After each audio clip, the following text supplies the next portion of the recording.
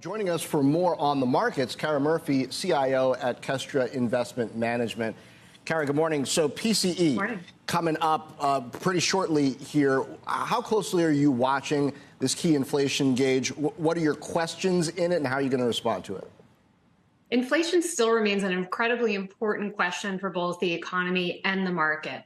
And what we've seen is a lot of the work has been done, right? All of this incredibly fast and sharp rate hikes that the Fed has engendered has indeed brought inflation down. But as we say, like that last mile is kind of the hardest. So, no one number is going to really determine the trajectory of where inflation goes. But we're going to need to continue to see these numbers ease in order for the Fed to have confidence that we're heading towards its 2% target.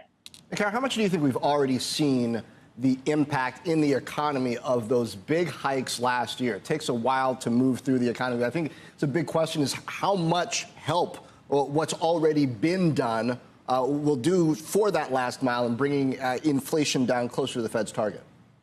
It's really hard to say. So central bankers talk often about these long and variable lags of monetary policy. And we're seeing exactly that happening right now.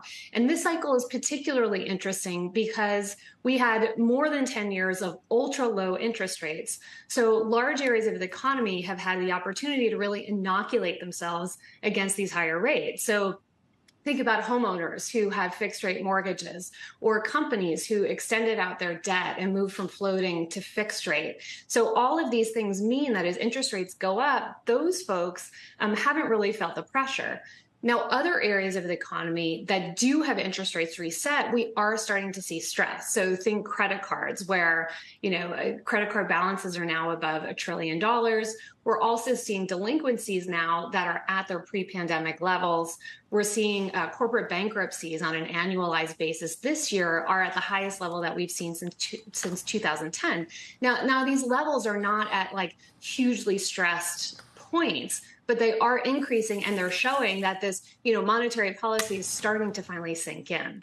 Yeah, if you have assets, if you've got low debt, if the debt you have is locked in, you're feeling this inflationary environment a lot less than if you're spending, or having to.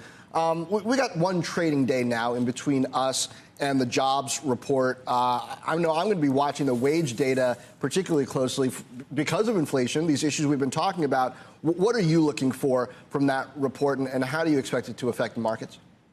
So the labor market is a good example of a part of the economy that takes a long time to start to feel these effects of tighter monetary policy. So we've been waiting, looking really closely for signs that the labor market is loosening, and it's taken quite a while.